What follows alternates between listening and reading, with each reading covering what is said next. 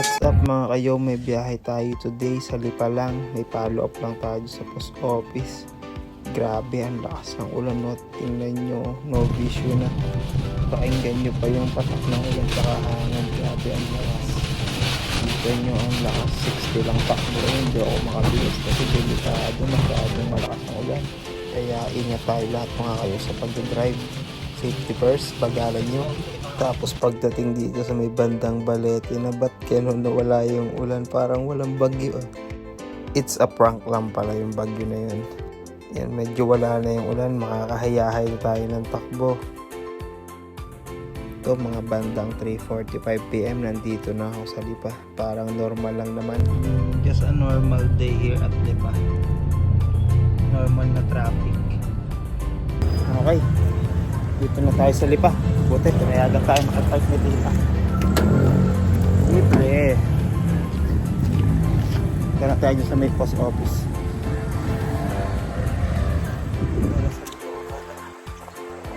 O, sa Lipa, naglalakad. Punta tayo dito sa may post office. Post office ng Lipa. Yan o, yung post office ng Lipa. Post office this way. Alasan dito yun, parang sarado na ata ito, wala atang pasok at an entrance. Okay ba sa likod? At yun dito na nga, ang sipag naman ng mga tao dito, naka-state of calamity pero napasok. At yun, ako na ipapapollow up ko lang naman yung pinadala na mail. Chinecheck na ni ma'am, thank you po.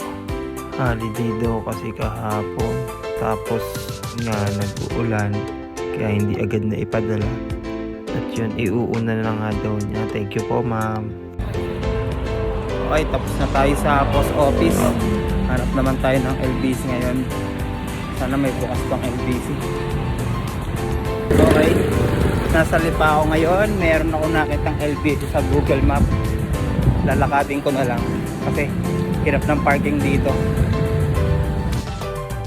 Yung tamang lakad tayo dito sa Lipa, hinahanap yung LBC na 2 minutes away lang daw, sabi ni Google Map, kaso via car pala yun. Nakita ko na LBC.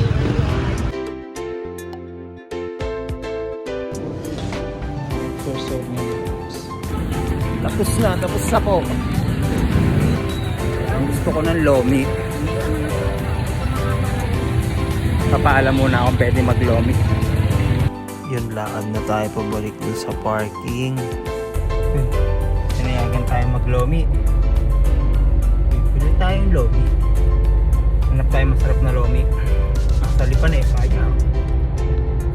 Diba? Init. Kaya nang nilakad ko.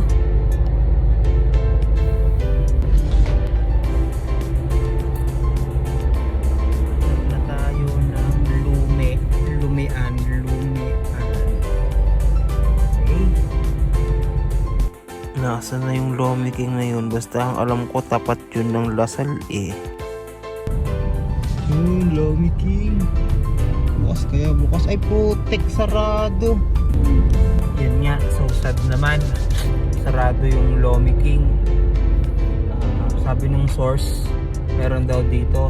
Malapit lang, masarap din daw. AA Lomi. At yun mga kayo, nandito na nga tayo sa may AA Lomi, AA's Lomi. Okay, selfie vid muna tayo habang nag-iintay tawagin yung name ko. Mukha namang masarap dito, kita nyo naman punong-puno. Ito yung price list nila. Ang in-order ko lang yung regular, yung tig 65. Mukha lang talaga akong malakas kumain pero mahina akong kumain.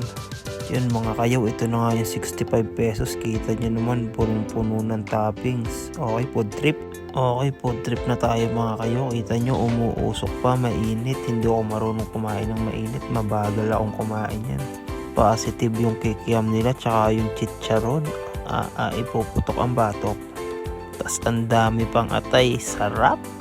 O ba't nakalain yun? Makakaubos ako. Sabi ko magtutubig lang ako pero napadyos ako sobrang busog.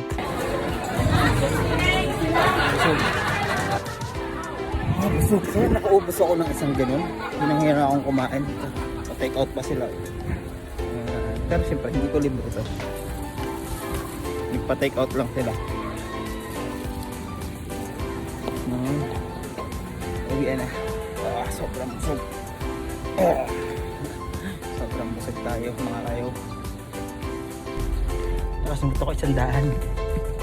Wala naman pangalan eh. Paano ako ito bibigay? Nasa kalsada. So, akin na to. Para ako kumain ng libre. Na tayo. Yun, uwi na tayo. Back na tayo sa office. Buti pinayagan ako ni sir.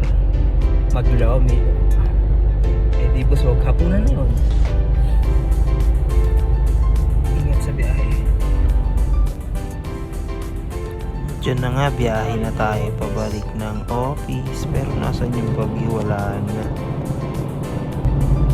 Nandito na tayo sa Calamba. Let's go. Uwi na. Nag-announce nga pala walang pasok ang government. Kaya uuwi ako sa bahay. Okay. Sa office na tayo. Medyo gabi na. Pero maliwanag na. Okay. Next biyahe ulit mga kayo. Ingat!